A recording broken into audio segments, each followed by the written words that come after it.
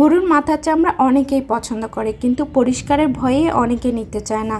আবার গরুর মাথার চামড়া কিন্তু সম্পূর্ণ হালাল একটি খাবার এটা, আর এটা খেতে কিন্তু খুবই মজার, কিন্তু অনেকে পরিষ্কারের ভয়ে নিতে চায় না, আবার অনেকে জানেই না যে এটা খাওয়া যায়। আসসালামু আলাইকুম বন্ধুরা, কেমন আছেন? আশা করি সবাই ভালো আছেন। যে যেখান থেকে আমার ভিডিওটা দেখছেন অবশ্যই লাইক কমেন্ট শেয়ার করে আমার পাশেই থাকবেন। তো এই যে এখানে গরুর মাথার চামড়াটা পুরোটাই আছে, এটাকে অনেকে চুন দিয়ে পরিষ্কার করে নেয়, তো ওইটা অনেকটাই কষ্টকর। তা এইভাবে ছোট ছোট করে কেটে নিলে কিন্তু আমি যেভাবে দেখাবো এইভাবে কিন্তু গরুর মাথার চামড়াটা খুব সহজেই পরিষ্কার করে নেওয়া যায়, আর বেশি সময়ও লাগে না। আর যেভাবে চুন দিয়ে বা অনেকেই গরম পানি দিয়ে কাঁচা অবস্থায় এরকম পুরো মাথার চামড়াটা পরিষ্কার করলে এটা অনেকটা কষ্টকর বটে আর অনেকটা সময় সাপেক্ষ। তো এভাবে আমি ছোট ছোট করে কেটে এটা একটু বলক দিয়ে নিয়েছি, বেশি না 3 থেকে 4 মিনিটের মতন বলক দিয়ে নিলেই হয়ে যাবে। আর এখানে একটু হালকা হলুদের গুঁড়ো দিয়ে দিয়েছিলাম, এটা দিলেও ইচ্ছা না দিলেও ইচ্ছা। তো এবার এগুলাকে বটি দিয়ে আমি কেটে নেব। আসলে এই ভিডিওটা অনেক আগের, যেহেতু কোরবান গেছে, এটা আমি কোরবানের কিছুদিন পরেই গরুর মাথা চামড়াটা পরিষ্কার করেছিলাম, কিন্তু ব্যস্ততার কারণে এডিট করা হয়নি। তো দেখতেই পেলেন আমি এটা পরিষ্কার করে আমার পছন্দ অনুযায়ী ছোট ছোট পিস করে নিয়েছি। এটা যার যার পছন্দ অনুযায়ী আপনারা পিস করে নিতে পারেন। তো এবার এটা রান্নার পদ্ধতিটা দেখিয়ে দিচ্ছি।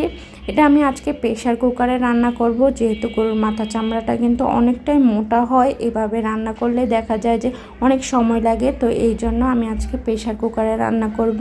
মাংস রান্না করতে যে যে উপকরণ লাগে সব উপকরণ ঠিক সেম প্রসেসেই রান্না করতে হবে। তো এই জন্য এখানে আমি পেঁয়াজ বাটা, আদা রসুন বাটা সব কিছুই দিয়ে নিয়েছি, আর তেলটা একটু বাড়িয়ে দিয়েছি। তেল, আদা, রসুন এগুলো একটু বাড়িয়ে দিয়েছি, কারণ যেহেতু এটা চামড়ার মাংসটা কিন্তু অনেকটাই শক্ত হয় আর একটু মোটা হয়, তাই মশলাগুলো একটু বাড়িয়ে দিতে হবে। তারপরে শুকনো উপকরণগুলো, তারপর হলুদের গুঁড়ো, মরিচের গুঁড়ো, লবণ, এই সব কিছু উপকরণ ভালো করে দিলাম।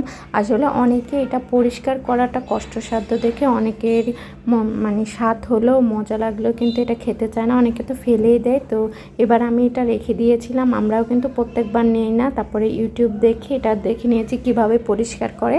পরে দেখলাম যে আসলেই কিন্তু পরিষ্কার করাটা অনেক সহজ, কিন্তু আমি যখন দেখেছিলাম আমার আম্মুরা পরিষ্কার করতো, আম্মুরা কিন্তু চুন দিয়ে পরিষ্কার করতো, ওইটা ওইভাবে পরিষ্কার করা অনেক কষ্ট।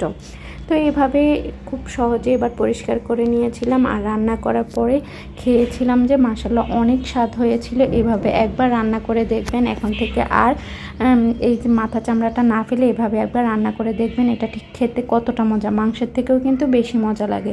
তো এবার আমি সবগুলো মশলা দিয়ে একটু কষিয়ে নিয়ে তারপরে দিয়ে দিয়েছি, আর এটা প্রেশার কুকারে দিয়েছি। প্রেশার কুকারে কিন্তু 3 থেকে 4টা সিটি উঠলেই এটা একদমই সিদ্ধ হয়ে যায়, নরম নরম হয়ে যায়।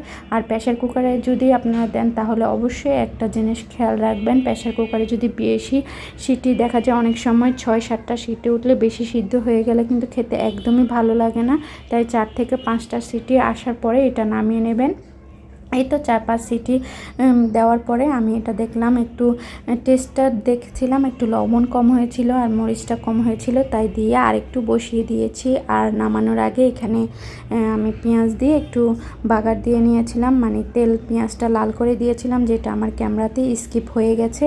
তো এভাবেই আমি পুরো মাথা চামড়াটা রান্না করেছিলাম। আর 3 থেকে 4 সিটিটা আসার পরে আমি আর ঢাকনাটা লাগাইনি, কারণ বেশি যদি নরম হয়ে যায় তখন আর কিন্তু খেতে একদমই ভালো লাগবে না।